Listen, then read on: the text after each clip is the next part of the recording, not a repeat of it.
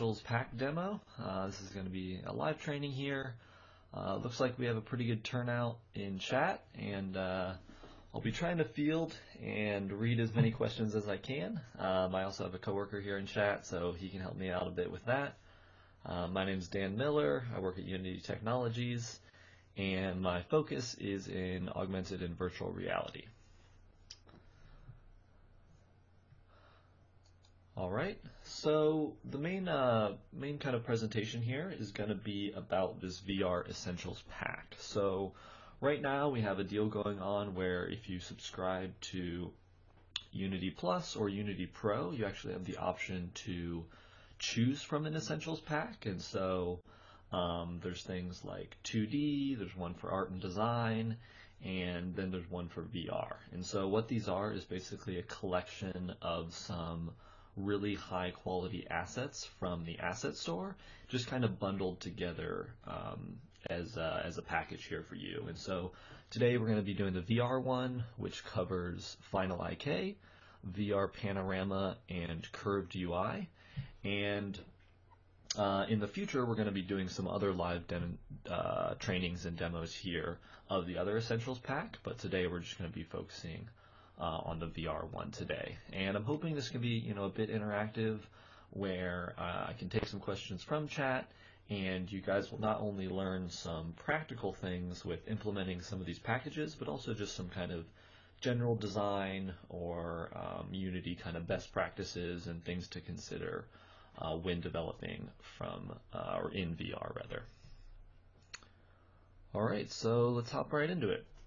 So here is a Unity project that I have set up. This is a little scene that I went ahead and built myself, and it's just using some kind of low poly assets here. And so you'll notice that I have some trees, a little forest here. If I zoom out a lot, you'll be able to see this kind of mountain range, and then I've set the sun to be pretty big, and you'll notice some bloom and stuff going on over there. The main part of the scene is actually going to take place down here. So we have some buildings over here, and then this kind of row of flags. And then at the end of the flags, we have this particle system. So if I go ahead and click on that there, you can see that there's kind of some smoke and then flames, and we have some bloom effects going on there with some of the lighting and things like that. And the other thing is with these flags, I actually went ahead and added some cloth. And so when I hit the play button here in a moment, you'll see that these actually kind of behave dynamically and randomly. And the other thing is I've added a decent amount of post-processing effects. So I'm using the new post-processing stack here. And what I've done is some color grading to kind of change the look and feel of it. Added some bloom for that kind of light shininess, and then done some ambient occlusion to give it a little more polished look. So if I go ahead and hit play right now, you'll see that actually my VR headset is enabled and I have one plugged in. And so you can see I can kind of move around. This is me just holding my headset around looking at the scene. You'll see those flags there. You can see the sun is pretty big back there and it's kind of shining a lot. And then if we look over here, you'll see that that fire particle effect. And so one thing I wanted to note is that for platforms like mobile or lower end VR, or just even the minimum specs, it's going to be a little bit difficult to have a lot of these effects that I have built up. This fire system itself has a lot of particles. There's a system here for the flame, and then a system for the smoke, and so that can be fairly computationally heavy. You see I actually have them kind of fading out at the top, but there's still a handful invisible at the same time. As well as with these cloth simulations, running a lot of these kind of at the same time can be fairly computationally expensive.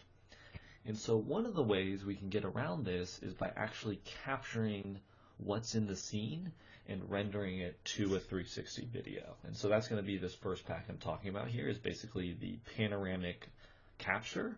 And the cool thing about this is that you can capture just a still frame if we wanted to just have kind of a static environment, or you can actually capture a small video. And so what I'm going to be doing throughout this training is I'm going to be capturing a couple small videos at different points in the scene. and then kind of piecing those together to walk through kind of like an interactive 360 video, but still using, all of these effects and all of these things I've built in Unity, but we're not having the performance cost because we're just rendering them to a video. And then we're going to be playing that video kind of on a sphere that you're quote-unquote contained within. All right, so in order to start capturing video, what I'm going to do is just locate my main camera, and that's going to be right here. And so you'll see I've already positioned it a little bit above the ground, and that's because I want to, when I'm capturing these, I want to kind of put myself in the world. And so, if I captured it from way up here, it would look like maybe I'm kind of floating, and that could be an effect I wanted, or I could potentially kind of animate it forward or something. But for now, I'm just gonna actually put it back down here on the ground and make it seem like I'm the person kind of in the scene, I guess you could say. And then we'll choose a couple interesting points and start rendering out. I'm going to do video because we have some dynamic elements like the cloth and the particles here. So maybe I can back up a little bit, something like that. Looks pretty good. And I'm just kind of finding an average height here above it. And so you'll notice this is basically just the default camera. I have added this post-processing layer. This is part of the V2 post-processing stack, and that gives us some stuff like the ambient occlusion, and then another object in the scene is giving us the color grading and bloom. But in order to start capturing these, I'm just going to add a component, which we're calling VR Capture. And so this is a built-in script for that VR panorama package, and you can see that right here. One of the things that I really like about this is that there's a ton of different options. So basically, by default, we're going to be in animation capture, but you can also do still image, or you can render it to a render texture. And so this would be if you had maybe some interesting effects going and you wanted to kind of render that to a sphere at runtime. That would be what that render texture is used for. But for now, we're just going to keep it at this animation capture. And we're also going to do the equidistant mono option here. You can see there's a couple other ones for like a flat video capture if I was just looking at a single frame, and then some equidistant stereo and side-by-side as well. We are going to want to stay at 360, but it does also allow the option for 180. And then what we're going to do is we're going to just output the animation as a sequence of JPEGs, but then also it's going to output it as a video and then encode it with this H.264 video after I've captured it. And so most of these settings for what I want are actually the default settings that I do want. The one thing I want to change is I'm actually going to bump this up. Instead of being 2K, which we have here, I'm just going to bump this up to 4K. And you can see that this already changes right there. And again, the other nice options here is that we have these presets for, if you were targeting Facebook or YouTube 8K, and a couple other variety of things there.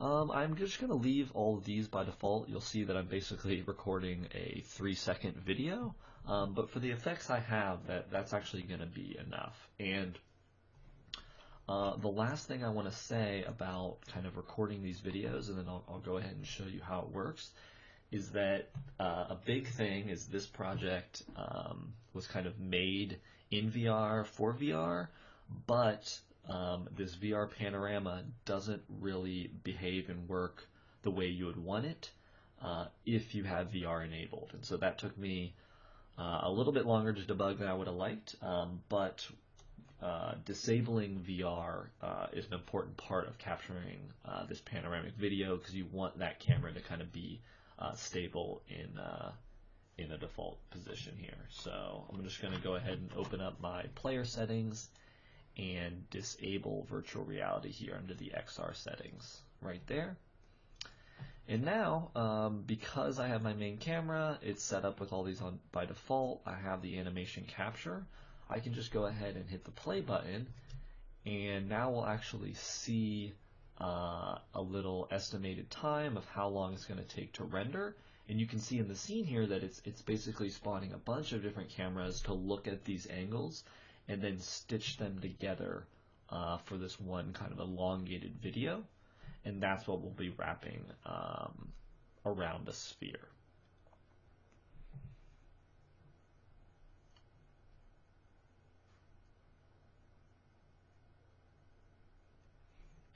Alright, so I'm trying to look at any questions, but you can see here what happens is, since I have that encode setting on, it renders out all these sequences in the JPEG format, and then it goes ahead and does this encoding for me automatically. And so my output will be a video file, and I can go ahead and open that once this finishes and kind of show you what it looks like. Now, it's not going to be fully kind of digestible in its current format. And so you'll see when we bring it into Unity and how we utilize it later, how it's really going to work here.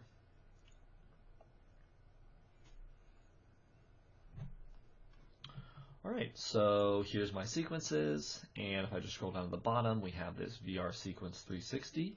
I'm just going to double click this, and so here's what we have. So you can see, again, it's kind of just a short clip, but you can see the flags moving around a little bit. You can see that fire at the end. But it does look a bit condensed here, and it's not really kind of a nice video to look at per se. But what we're going to do is I'm going to take this video and import it into my project, and then go and capture other viewports, and then put those in my project as well, and then we can sequence those together a little later. So for now, I'm just going to do Control-C to copy, and down here, I'm going to just open this video folder here, like that. And for now, these are some of the ones I kind of set up when I was doing testing, so I'm just going to go ahead and delete those, and we'll copy this one in. And I'm going to rename this one to be VR Sequence 1, right there. Oh, I've accidentally deleted the period, so we can try that again, like that. Alright, so now I'm just going to click back to Unity, and it's going to go ahead and do the import settings on that video that I have here. One thing to keep in mind when capturing multiple videos is the current setup right now actually goes ahead and overwrites what you have here. So it's saving to the folder VR sequences, and it's going to be named the same thing. So if you want to save that, you need to make sure to grab it before you basically do another render. So someone asked, what is the highest resolution that plays well on mobile VR? I think that's a little bit tricky. I mean, I've seen, I guess I've definitely seen some 4K video, and I know people are pushing 8K, but I'm not sure if I've personally seen any 8K. For me, it's all about, with just VR in general, it's all about really testing it on your desired platform and device. So you might be able to get away with 8K on high end, but on mobile, you might have to resort to like 4K or 2K. One of the things that the Unity video player supports is that you can actually stream videos. So depending on the size of your video, if you don't want to ship like a large, say, APK on Android, you could potentially host that elsewhere and then stream that in to your application. And depending on your kind of internet quality and things like that, you might be able to get some higher quality streams by inputting that into your application. But again, it's kind of depends on what platform. I know that like Daydream specifically has a Unity plugin for playing videos, and so some of those will support some higher resolutions. What formats can you stream? Basically, you kind of provide a URL to the video, and so I believe it supports, I want to say, like MP4s and things like that. I will say there should be some Unity documentation about the new video player. It is a little bit newer, but it's fairly robust, and one of the things we really focused on was making it support these 360 sequences and videos that we're seeing a lot more recently. All right, and so now I've just captured this video from looking right here, and now what I'm going to do is actually just kind of move a little bit closer. So I'm going in the ground a little bit, so I'll raise up, and now I'm going to capture it from this angle. And again, all I did is really just reposition the camera there, and then can just go ahead and hit the play button. And again, I'll get this preview down here. You can see it's a little bit different because now I've positioned myself a little bit differently.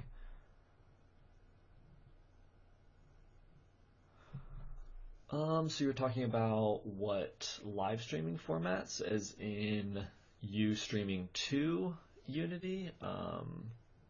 I've done in the past. You can use basically there is some like non-public APIs where I've streamed in Twitch videos, and I believe that's like the HLS, I think, is the format that you get from that URL, and then you can pipe that into the video player.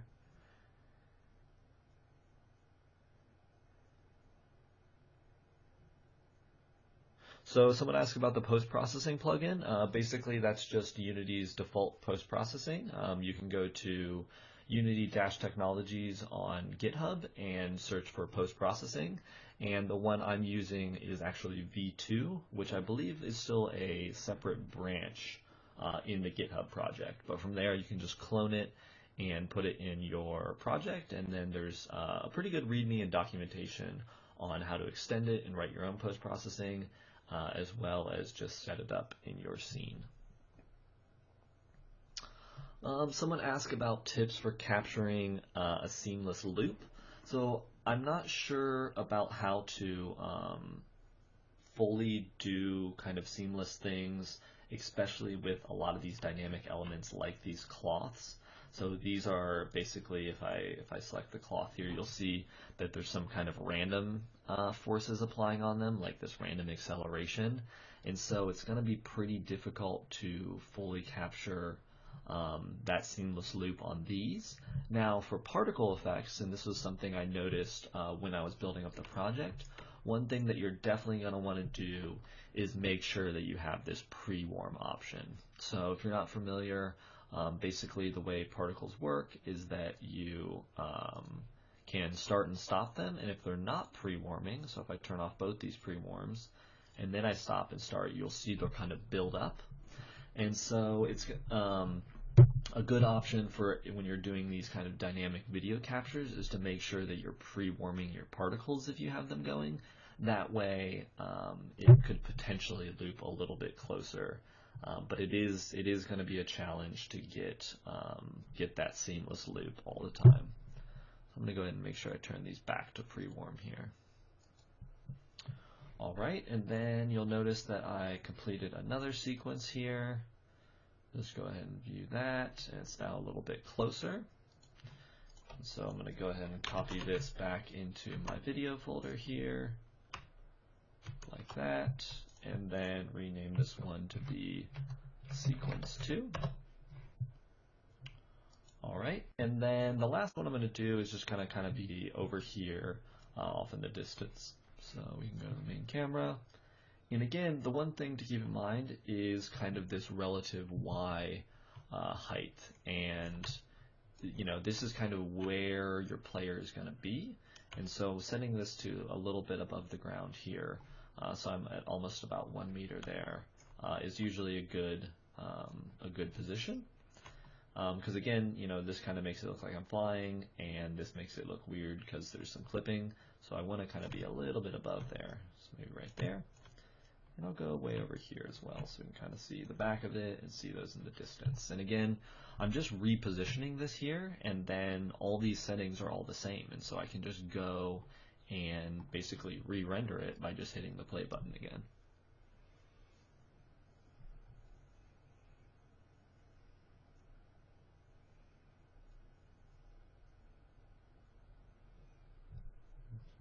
So you can see, the main focus on this new one is going to be kind of over there.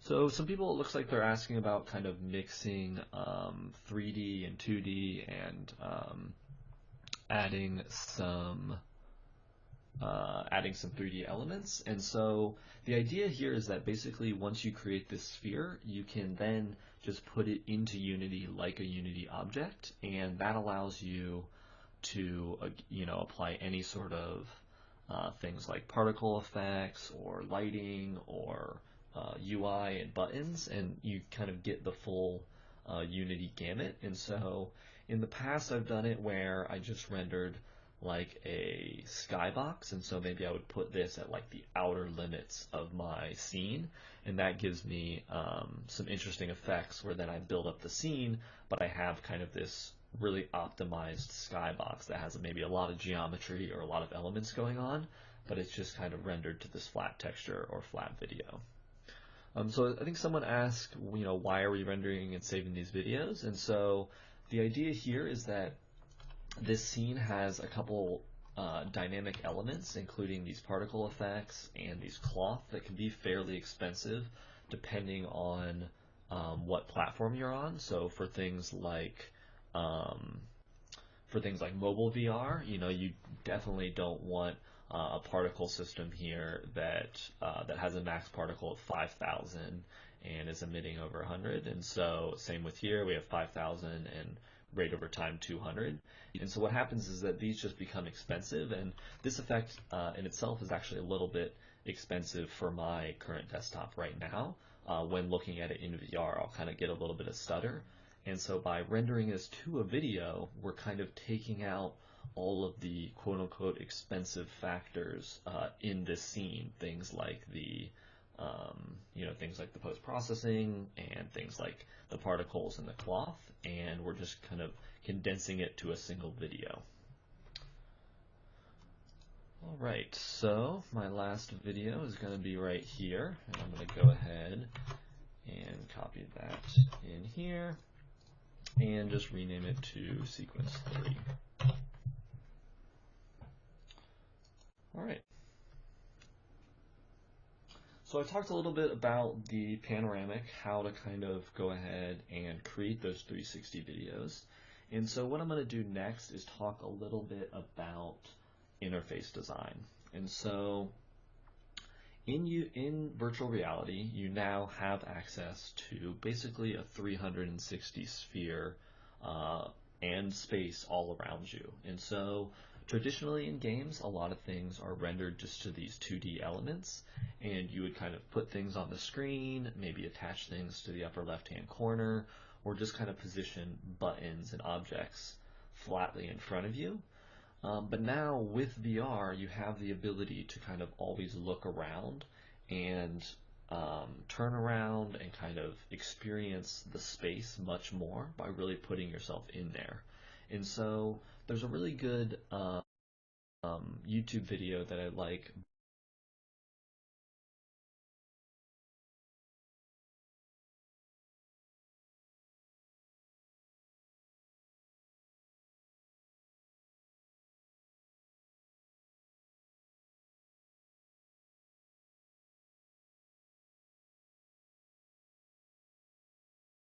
by a gentleman named Mike Alger, and he talks a lot about interface and UI design and kind of these different regions of where you want to place things. And so I want to pull up this picture here, and so what you see here is basically kind of a layout for how to position and how to think about some UI and what the contents to put it in. So you'll see that basically there's this main content zone, and that's a little bit outside, let's say, your personal bubble, but not too far away that you can't really see it or understand it. And so that's what's going to be positioned in front of you. And then on the side you have these peripheral zones, and just like real life, we can see what's kind of at the edges of our vision, and it does make us a little bit curious, and maybe that's where we could present some cues on telling the player to maybe turn around or look at something differently. And then lastly, behind us we have this curiosity zone, and so that's kind of this area where when we first start the experience or application, we don't necessarily know what's there, But because we're in VR, we know something is there, or we know we can look to see if anything is there. And so I really like this kind of example here, and utilizing this kind of main content zone for putting UI elements and interactions. And so the other thing you'll notice is that this is a circle, and this is this kind of 360 spatial mapping around you. And so understanding and thinking about that when designing or building any sort of interface in VR is always kind of important, kind of utilizing that space. All right, and so in order to start doing that, what I'm going to do is create a couple buttons and then use this curved UI system and show you guys how that works. All right. So in my scene, I'm going to go ahead and move my camera just back here a little bit, just so we can get the position, have maybe a little nicer view. And one thing to note is that now that I'm going to start doing some interface stuff and things like that, I want to make sure that I remove this VR capture. Because if you remember, if I go ahead and hit the play button here, you'll see that it's going to try to start capturing this again. It's pretty easy and convenient that I can just abort it. But for now, I'm just going to uncheck this and kind of deactivate this script because I no longer want it to capture anything like I was previously. All right, so let's go ahead and start creating some UI. So I'm just going to go to create a button. And so if you use Unity's UI system before, you know that it starts out by default in screen space. And so you'll see me zooming out here, and that's because this canvas right now is relative to what my screen is rendering. And so my screen is this game view down here, and as I kind of move this up and down, you'll see this canvas size change. And so right now my button's kind of anchored to the center, and so it's actually going off screen. But in order to make a VR UI, what I want to do is keep everything in world space and to think about that kind of space around the player. All right, so in order to do that, I'm going to go to my canvas and change this rendering mode. So you can see it starts out in screen space overlay. We also have screen space camera if you want to assign it to a camera, but for this case we're going to use world space. So it's going to get a bit smaller here, and now its position in the world is actually important here. And so I'm going to pull it up a little bit and try to find my button, kind of zero this out. There it is. And so now things are definitely a bit too big, and so I'm going to start kind of scaling them down here.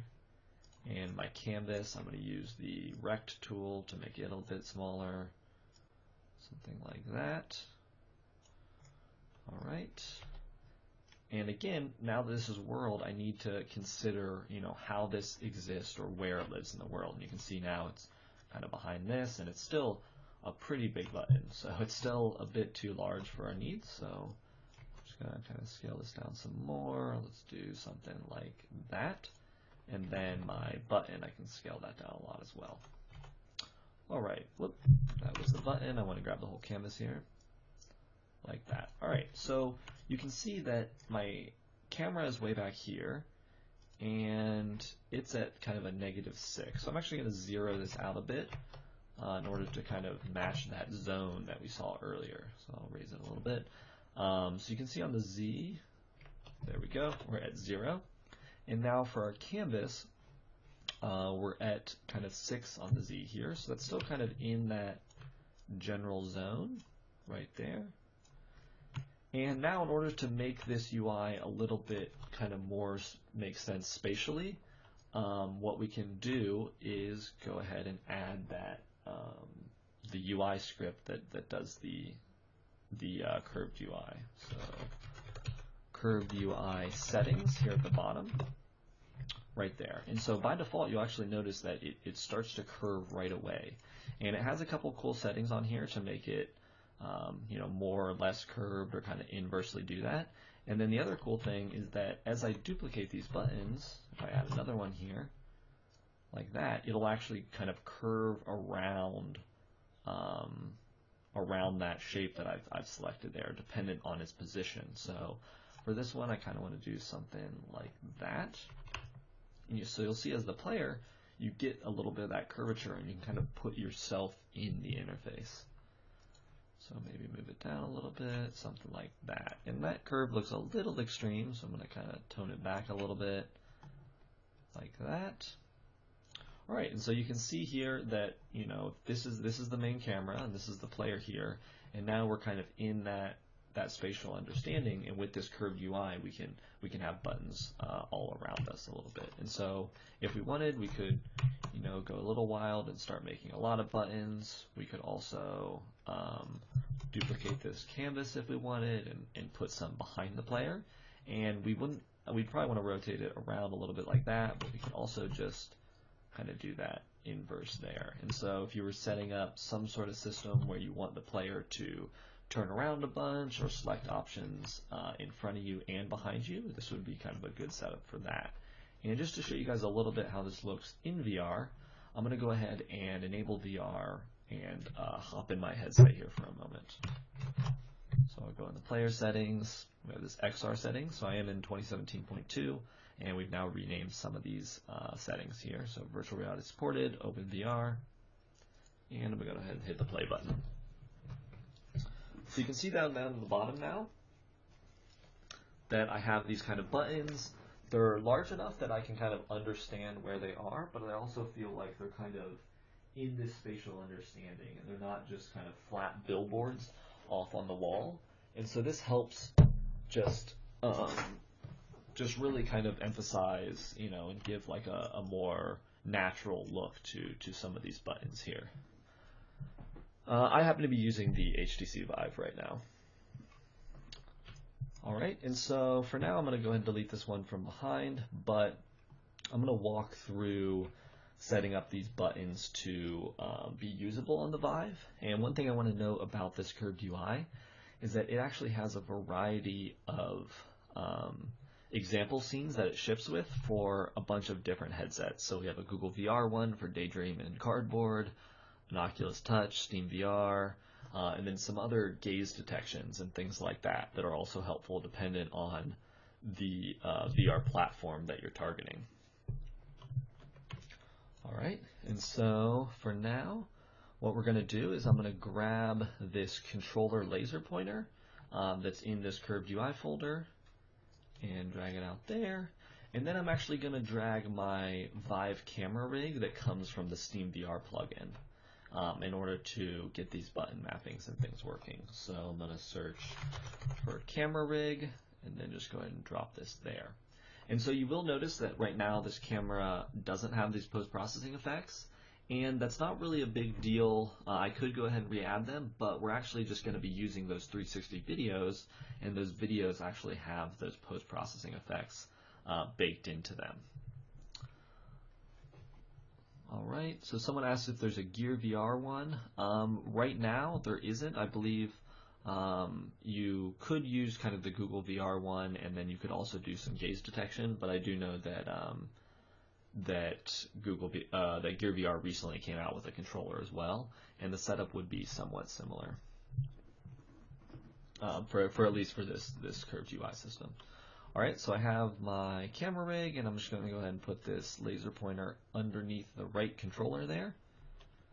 And I'm going to turn off my other camera since we're using this new one, like that. And you can see the color grading and all those post-processing effects kind of go away with that. And so the next thing is I need to set up my event system and things like that to make sure that it works with the Vive. And so when you add UI, you get this event system object that gets spawned in the scene. And so if I go up to my canvas here, you'll see that now there's a little bit of a warning here on the curved UI settings, and I can override it here. And then once I override it, now I have some options to select my specific controller or control scheme that I want there. So I'll do Vive on the right controller. That's where I put it under. And so now I do want to make sure I change these buttons so I know that something's actually happening. So the highlighted color I'll make kind of a pink, and the pressed color will make maybe like a teal there. All right, I'm going to save my scene and go ahead and hit play, and then I'm going to turn my controllers on and see what we can get here.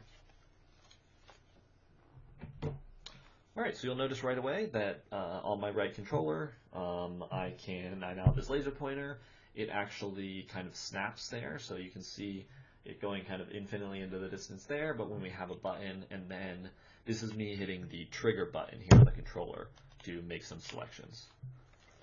Sorry about that, I think I hit my mic with my controller. Always a bit of a dangerous thing happening when demoing VR.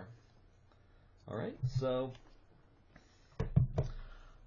yeah, you can basically see that we have that laser pointer, and the kind of setup for that was, again, just grabbing this canvas, and this is just a normal Unity canvas, and any of the UI elements that you would have before, or anything that you've made previously, by just attaching this curved UI settings script to it, setting up some of the control methods, and then adding some options to this event system. And so this is what's controlling, you can see the control method there with the Vive, and this is what's handling the input module from that.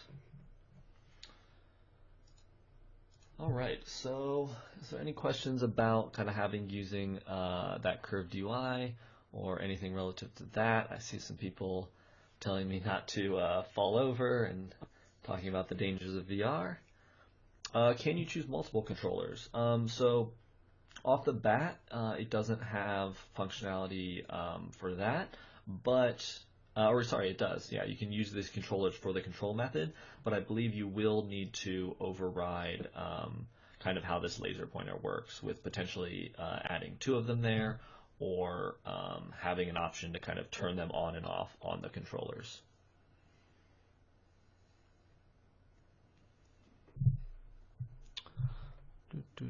So someone asked about some cross-platform ability. The Daydream controller, so yeah, it does have Google VR support, and again, the one thing I will note is I was doing a lot of work here with some native Unity integration before pulling in the Steam VR, and basically you can get input events and things like that from kind of any controller, and there is some options for that. And basically what is happening here with this input module is it's kind of just emulating and piping some normal UI events back to the Unity UI system. So the controller support could potentially be endless. You might need to build up a little bit of a wrapper yourself there for that. Alright, so now what I'm going to do is I'm actually going to hook up 2 of these buttons to cycle through some videos, and those are the videos that we captured earlier. And so let's go in and start setting that up, and to do that I'm going to grab let's see here, I'm going to grab basically a sphere that's had its normals inverted. So under here we have a flipped sphere, and I can just grab this here, and so if you have a really keen eye and understand some lighting settings, you might realize that the shading is kind of a little strange on here. But basically what's happening is that instead of kind of having geometry look like it's from the outside, it's kind of from the inside out. And so when we apply a video to this, it's going to kind of render it, and we can put ourselves inside of it, if that makes sense. And so in order to start building that up, I'm just going to add a video player element. And then I'm going to add another little script that I have here called switch video. And so the switch video is going to take a list of videos, and so I'm just going to set 3 because that's how many I captured, but potentially you could kind of extend this to be as many as you wanted. And then I'm going to go ahead and start assigning these video clips, and since it's looking for a video clip and I only have these in my project, I can kind of easily link these up here like that. And then the next thing you'll notice is that it's looking for an object called a fade cube. And so what I've done is I created a basically cube that has a small script on it that fades the alpha value of it. And what that's going to be used for is kind of providing a nice transition between these videos, because when you do switch videos with the video player, there is a small hiccup, and it kind of removes the old video, puts the new one in, and by hiding that with kind of a faded out black cube, we can get around that and have a kind of smoother transition. So I have my fade cube right here. Alright, and the way the fade cube is going to work is I'm actually going to kind of place it directly on my head so that it blacks out my entire vision, and then fades its alpha value out, something like this, and then I can see through it. So blacking out and then fading through. Alright, so to do that, we're gonna make it a child of my camera here. Right there, and so now it's taking over, so now I'm just gonna position it until I can see it in the frustum right there, and so now it's taking over my entire vision. But that is what we want for now, and it's gonna fade out every time we switch these videos. Alright, and so just to start testing things, I'm just gonna hit the play button and see what we get here. So you can see that's kind of positioned there, that fades out. And it looks like our video player doesn't have a target. It's looking for a render texture, or it doesn't have a. Well, let's see here. I think it's looking for a mesh here. Texture. Can have that. Play on awake. Render mode. Material override. Whoop. Let's see here. So that's the camera on the far clip plane. Video player. Whoop. So basically we need to configure this to be able to loop this 360 video. And so I think what we want is not the render texture. I thought we were able to, let's see here, apply basically the mesh renderer here. So let's see. This is how we're scaling the video. Looking for a video clip, play it on awake. And this is the sphere that we're going to want to go on. So I think what we can do here is change that to be the video material right there. And then inside here, I believe we can change maybe material override to be the video material. It's looking for a render.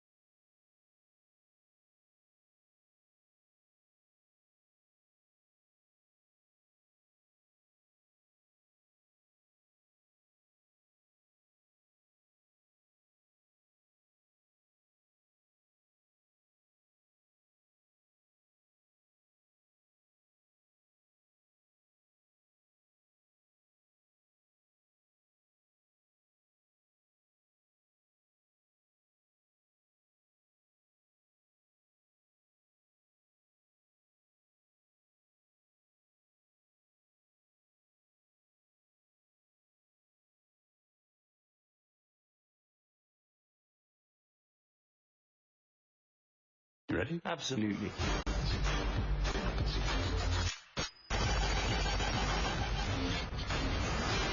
It's going to save the world.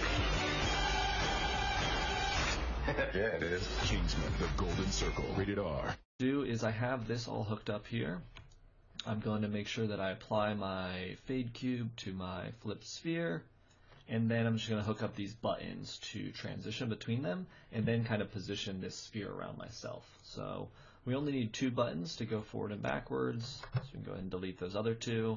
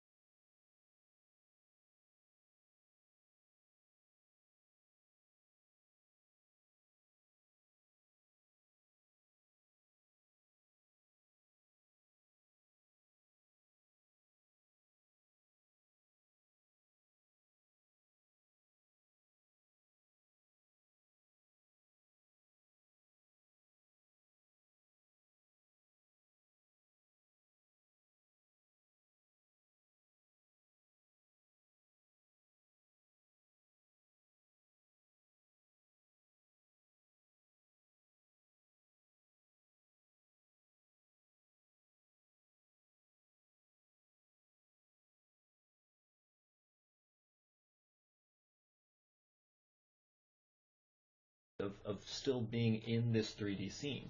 Now, one thing you'll notice is that there is a little bit of lighting going on. It's kind of dark. So potentially I would want to change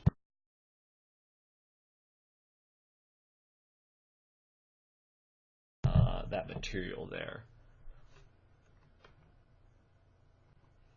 So I could do that by going in here and maybe changing it to something like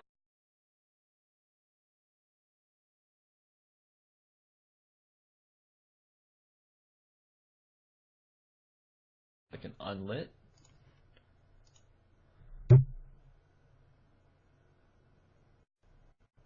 Oh, so some people are saying that they can't see anything after I hit the play button.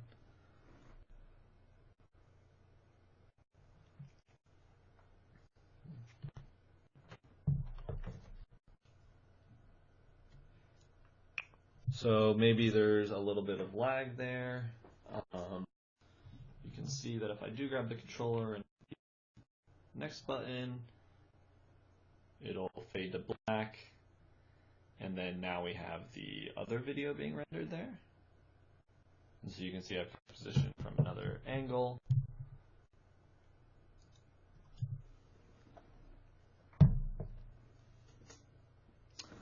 So it looks like apparently some people can't see it. But hopefully maybe in the recorded aspect or the YouTube video after, you'll be able to kind of see what I'm seeing here on my end. It does look like people are kind of lagging a bit there when I'm playing these videos. And so one thing I could do is I could check potentially these video import settings. Look to be fine. Alright, so let's see, some people are talking about bandwidth and freezing up. Yeah, so I can try turning off VR here and seeing if we get some better results there.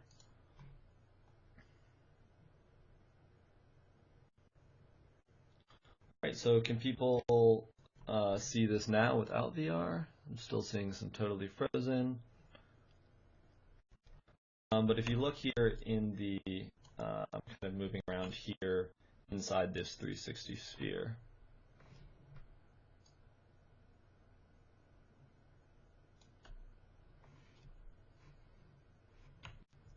And this is where, and again, this is kind of this 360 video that's just being rendered to it there.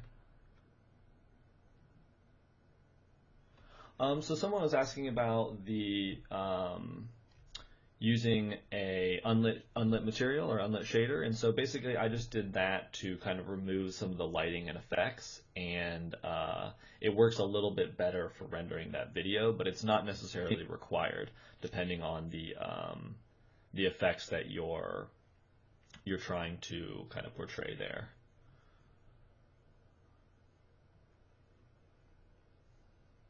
So I can try to hop in one more time here to just kind of show you how the 360 video is rendering. Right there, and you can see that while it isn't a perfect loop, we do have some of the kind of dynamic elements there.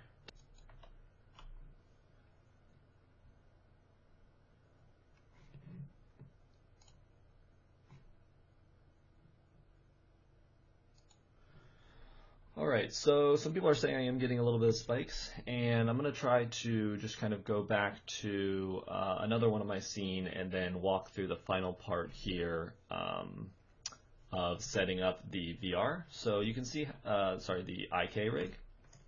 And so I'm just going to go ahead and save the starting scene and then hop into this one here.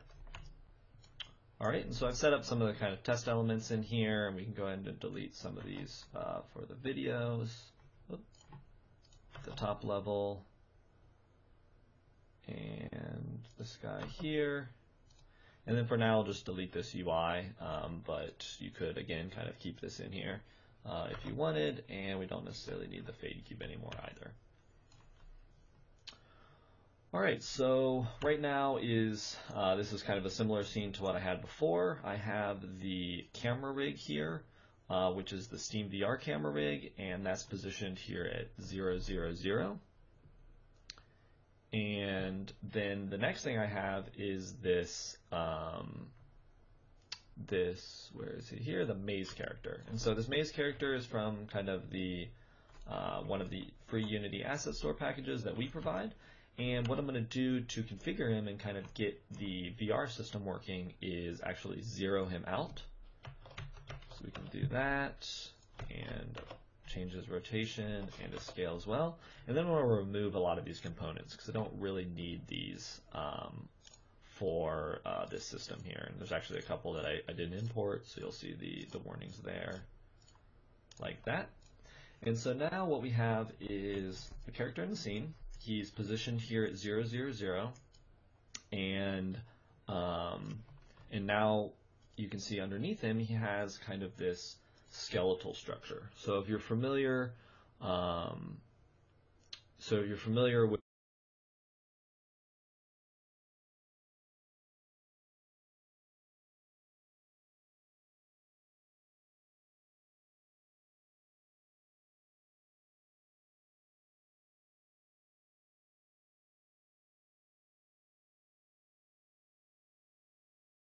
with kind of the way that 3D modeling works is that you build up the geometry of a character, and then you build up its kind of skeletal structure or its bones, and that's what people call rigs.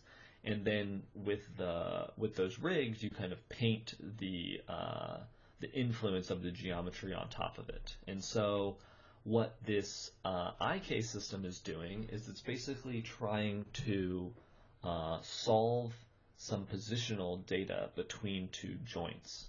And so just to kind of give a small little drawing of how that works is that basically we have something like the shoulder joint over here, and then we have like the hand over here, and between that we have this elbow joint. And so what we're doing is these are connected like that, and as we move this joint here at the end, so if we move this to be like something like this, and we have this here, now we need to figure out where this joint is going to be. And so because we're working kind of backwards down the chain here, this is where we need to have this solver to determine the position of this elbow joint. And as we kind of go backwards, as we move this out over here, we're going to get a pattern like this.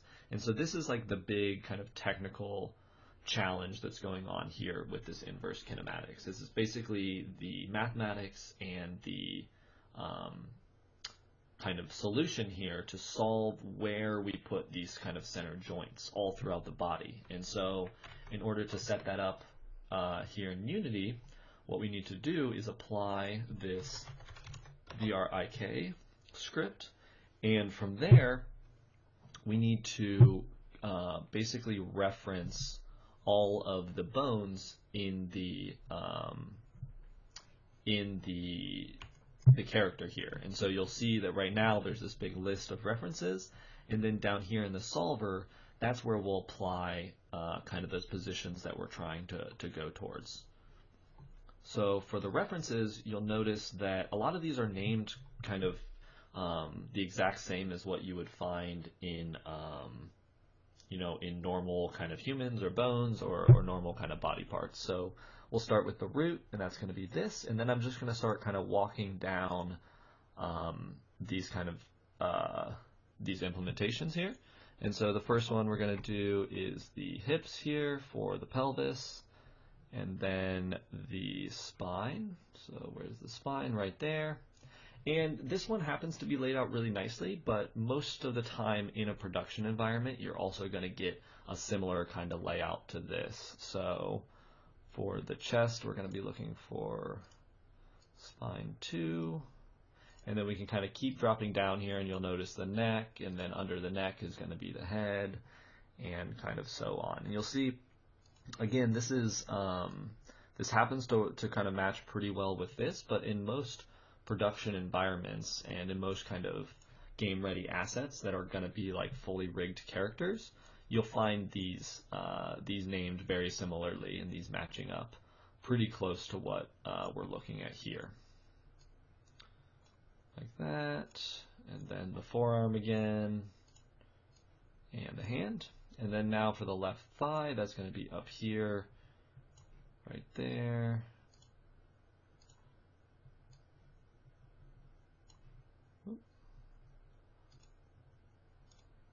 So we have the foot and the toe bone goes to the left toes. And then now basically the opposite for the right. Like that. And like that. Alright, so now we've basically set up all these references, and this is kind of a little bit of the tedious part, but once we have it, then we can start playing around and assigning these solvers. So by default, we can put the solvers to be the motion controllers, so the two controllers for the Vive, and then the head-mounted display is where we're going to be positioning the head. So you can see the left arm and the right arm here, and so for those, I'm going to take my camera rig and go controller right arm, and then for the left one I can just do, again, this is the target here, and then for the spine you can see that it's looking for a head target, and for that I'm going to do, the camera eye here. So we can go camera eye, and now if I position this correctly, I'm going to try to turn my gizmos down a little bit, and I will need to re-enable VR here to get this working. Go ahead and save our scene, and now if I go ahead and hit play, you should see my character start to move. Now you'll notice he's kind of doing a weird cross arm thing, and that's because I haven't picked up my controllers yet. But once I get those down here and position those, you'll see that I can now kind of control my body here. I'm moving the arms. This is the solver that's happening as I outstretch my arm on both sides here. And what I really like about this is that I can pretty clearly see my shadow. So I can, kind of get excited here, or I can bend down and do some kind of interesting movements here. And so what's nice about this is it really gives you a kind of body presence in VR. And so if you've ever done any social VR or any sort of kind of online applications, this is kind of a really important factor, kind of representing your own body or the body and avatars of other characters. And so you can see that just by kind of setting up a lot of those references to the specific bones with this rig, and then applying the solver there for the camera, or for the head, and then the two controllers, that we can kind of put ourselves inside any sort of character, really. One thing I did want to note here is that the kind of size and scale of this character is definitely something to keep in mind. So I think that 1-to-1, this character is a little bit smaller than me, and so I can actually just go ahead and scale this up a little bit like that, and now it'll more accurately represent my body size and scale, and so that is something you'll need to keep in mind as you do that. So you can see me putting on the headset here, and so now this actually feels a little bit closer to what my hands are and how my body works here, and so I can do some like karate chops, or throw up some side, do some like clapping here as well. And so it's pretty nice how well these elbows work. The human elbows, you can turn them and twist them, but you can't really, invert them. And so this is able to do that inverse kinematic solving that I was talking about in order to really accurately mold this. And it's also doing it on the body here. So I'm actually bending down, and it's noticing that my head is going lower, and so it knows that it has to be bending my knees and my torso there for setting that up. Another couple things just to keep in mind when setting up this VR IK system is definitely consider kind of the geometry around the face and your near clipping plane for your camera. So this one happens to be the kind of Valve camera rig, so it has a pretty close one, and that allows you to not necessarily like see your head, but if things are a little bit off, and kind of depending on the complexity of your character, you might start seeing features kind of right in front of your face. And to get rid of that, I just suggest kind of playing around with this clipping plane on the camera to find the right distance where you can still see your body and your arms, but you're not seeing like facial features of the actual character. Alright, so that's pretty much it. I know we were having a little bit of technical difficulties with kind of showing off the example of the rendered videos there, but you did see how we went around and captured those, and then you can utilize those later for kind of more optimal performance with those 360 video spheres. We also talked a little bit about the UI system and how to kind of lay it out to be a little bit more spatially and make more sense in VR with the curved UI.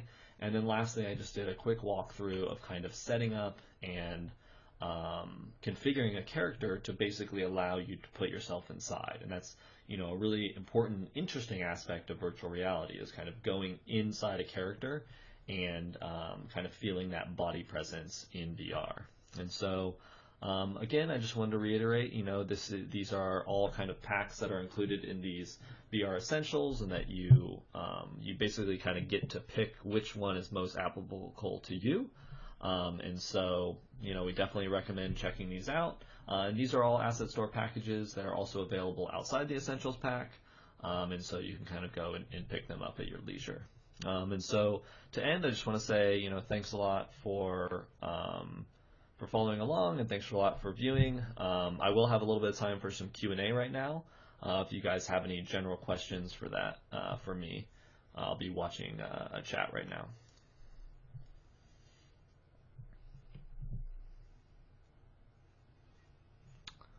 So people are just kind of talking about doing some testing. Said it was a little creepy when I took off the headset. Yeah, that's always unfortunately going to kind of be the case here, especially if you're watching from this kind of third-person perspective. But you can definitely get some pretty interesting things.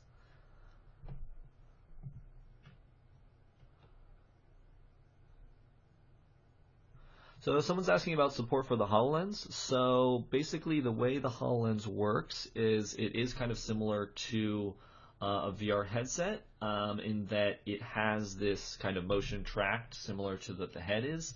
Now you're not going to have any really hand poses, but you could potentially get a little bit of the automatic feet movement and the body positioning there. So yeah, potentially you could use this in a HoloLens, and then depending on if it's like a networked experience or just in general, it's always kind of an interesting idea to add like a mirror or something like that to your application to I guess, see your digital self. So someone's asking, what's the best way to manage performance in desktop VR when dealing with a scene of hundreds of dynamic objects? Would the number of unique materials in the scene impact performance heavily, or are there other areas that can be optimized? So in general, yeah, you're going to want to be careful with having multiple materials as well as references to textures. So a kind of clever trick that this is using is it's using a lot of kind of vertex shaded materials, or where basically these are all sharing. So you can see here this albedo is just kind of these flat colors with some gradients on them, and then almost every object in the scene is using the same material. So definitely optimize for things like that. Yeah, with draw calls, material usage, and textures as well.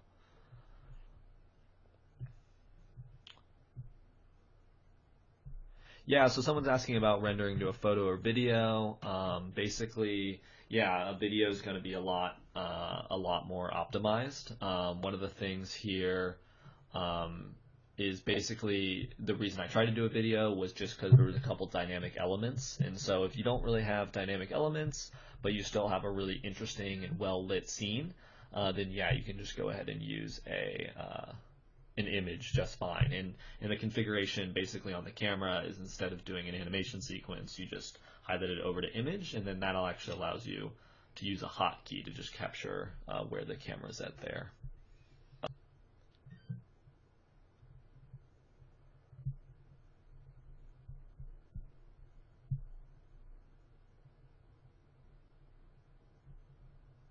So yeah, some people are talking about some kind of spatialized audio. And definitely what I recommend for that, especially depending on cross-platform mobility, is Google's Spatialized Audio plugin. There's some interesting things where you can set up kind of the bounce surfaces and things like that, depending on the room you're in, and then get some really nice effects. And so even if you're not on Google Daydream, which a lot of people think it is targeting, it's actually more open and works on platforms even like the web. And so I definitely recommend checking out that Google Audio Spatializer. And you can download the Daydream elements from Google's developer site, and that has that kind of packaged in with some example scenes. Someone's asking about using Curved UI for creating HUD. Yeah, and actually the Curved UI example scenes actually has a reference to kind of a heads-up display, similar to like a Metroid style and things like that. And so you could use it kind of as this visor. I can open up that scene here. So you can see it right down here. And so this is, again, right there. And you can see that it's actually curved, and they've done like almost a full sphere here to get that curved visor look, so that when you're looking around at the 3D object, you still get that, that nice curvature.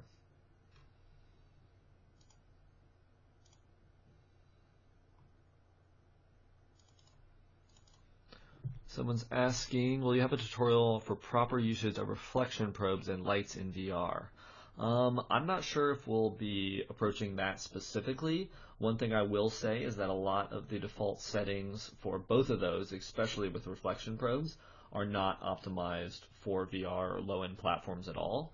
Their kind of default settings was more tuned towards a high-end desktop, and so really kind of dialing those back is something you want to be careful of. As far as lights, I mean, just kind of restricting them as much as you can, doing as many kind of light bakes, and restricting the number of dynamic lights is always good. We recommend using light probes if you're not familiar with those, and kind of positioning those throughout your scene can help you get some of the dynamicness of lights, but without such a high performance cost.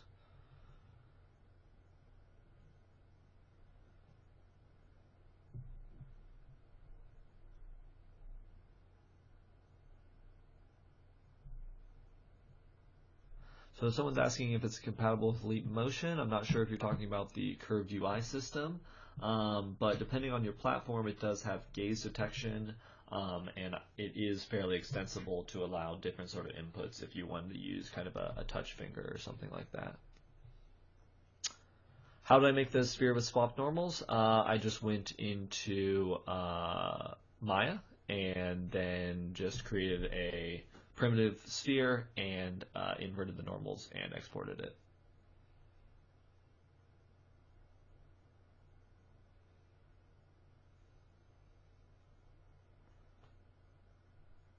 So people asking kind of the best distance between the VR main menu and the camera for best user experience. So a little bit of that is going to be related to kind of how big your text and font size is, you know, relative to where you position it in the world.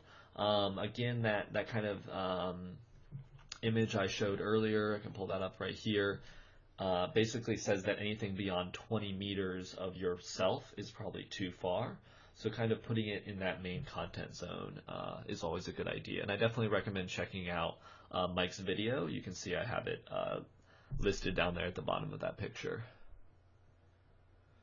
Does Unity have any built-in features for VR menus? So not necessarily, and you know, that kind of comes back to the idea of what you want your menu to do and what you're trying to accomplish. And so in the past, I've made kind of an inventory system, but it wasn't really related to any sort of traditional inventory system that you'd see. So it's hard for Unity to kind of have a blanket over generic things like that. And so especially with VR, you know, I always encourage people to really think outside the box. And so, you know, reapproaching what a menu or UI system might be. Now, for the normal button systems, that's, you know, definitely what this curved UI asset really helps out with.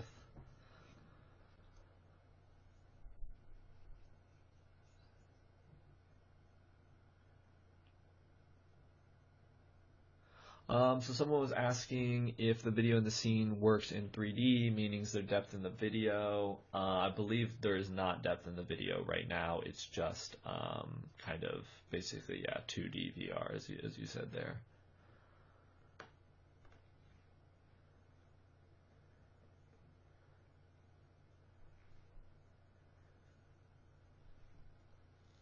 So someone was asking how you go about adding UI to the hands or controllers, and so that can actually be done, again, using that world space canvas. So, by default, when you make UI elements on the canvas, they're going to be in screen space.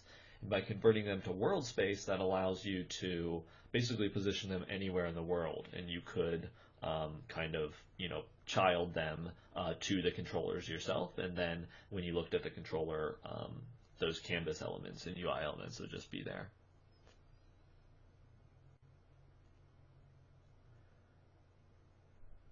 So someone's asking about the feasibility of using real-time lighting in VR. It depends a little bit on your platform. So there are some optimized shaders for Google Daydream called the Daydream Renderer, and that has some pretty good kind of optimizations that are done with that, where they're using vertex lighting and certain shader passes. And so I would definitely consider that. For high-end, we definitely recommend potentially having one or two real-time lights and kind of restricting what is actually being affected by those. And so using some of the layer systems to do that would be recommended.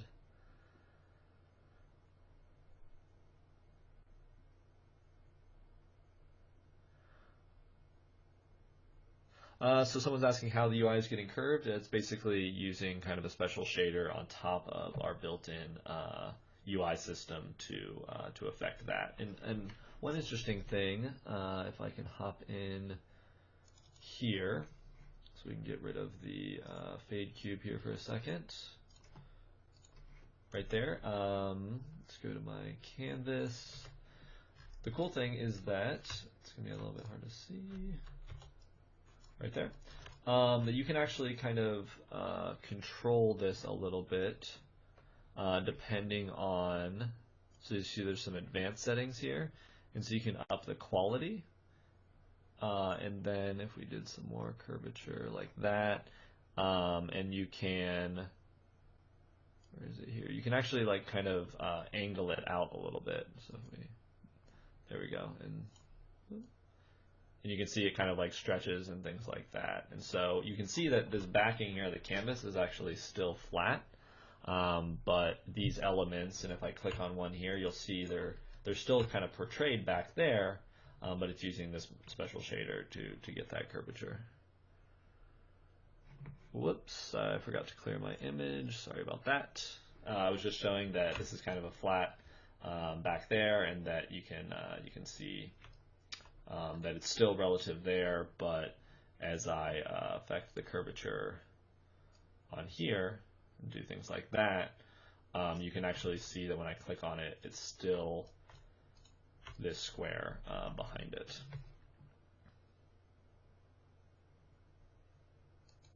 Yeah, I'm sorry, that image was still up on the screen there.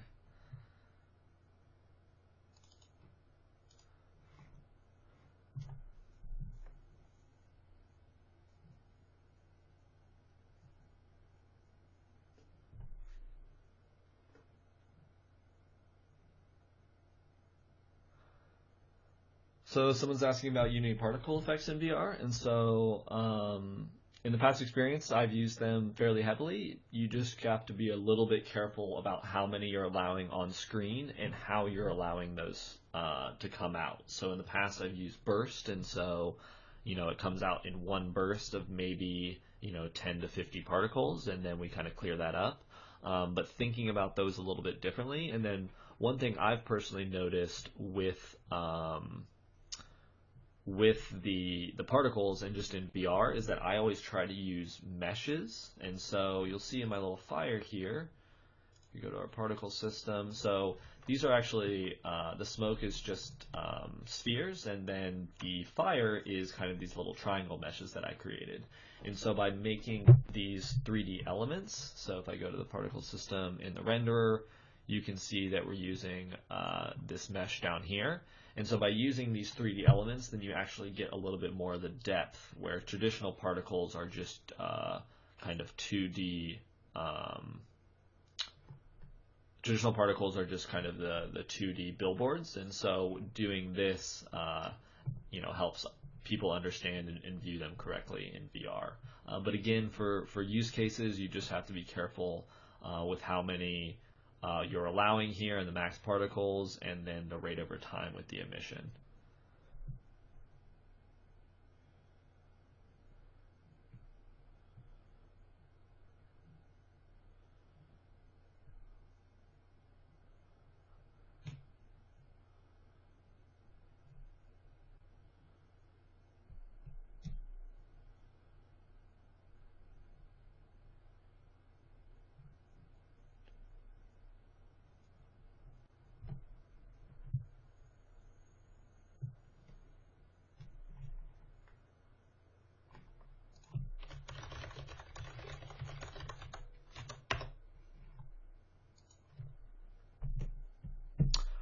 Someone's asking if I'm a new online trainer. Is this a test run? I am on the evangelism team, and part of the focus being AR and VR, kind of made sense for me to kind of focus on this essentials pack, because I've had some experience developing in the past.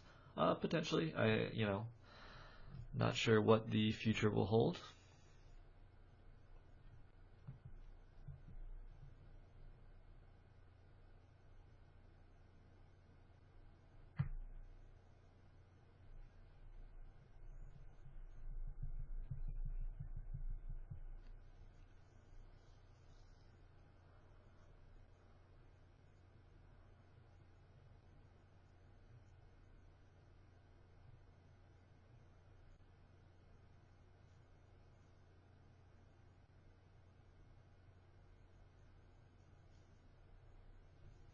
All right, so I think the questions are wrapping up a little bit, so I'll stick around. I believe my coworker Matt will as well for a little bit longer, but I'll just put this last slide on here. These are the common trainers, and I've kind of added my Twitter handle there at the end. If you would like to follow me on the internet, I occasionally tweet about AR and VR things, as well as some memes. But yeah, thanks a lot for coming. I hope you guys enjoyed the session and hopefully learned a thing or two. Someone's asking about Will's work on the new Microsoft MR headsets. Yeah, so a lot of these things are just kind of general VR, and they're not really platform specific. Now the UI might need a little bit of rework, but the 360 things and kind of positioning yourself in VR should work fine.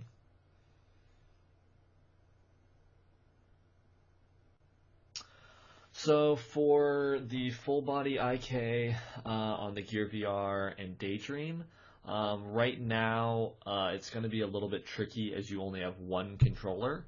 So kind of getting that full IK is going to be a little tough. Now I know Daydream does ship with a shoulder and arm model. So you might want to look into that as far as the full IK. But again, you can get a little bit of body and leg movement. You just wouldn't have any hands, and that should work all right.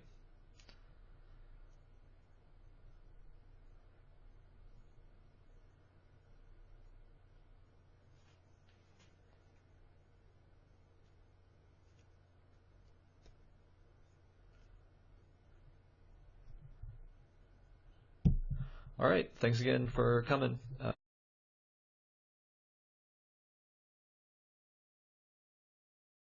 Hope everyone has a good evening.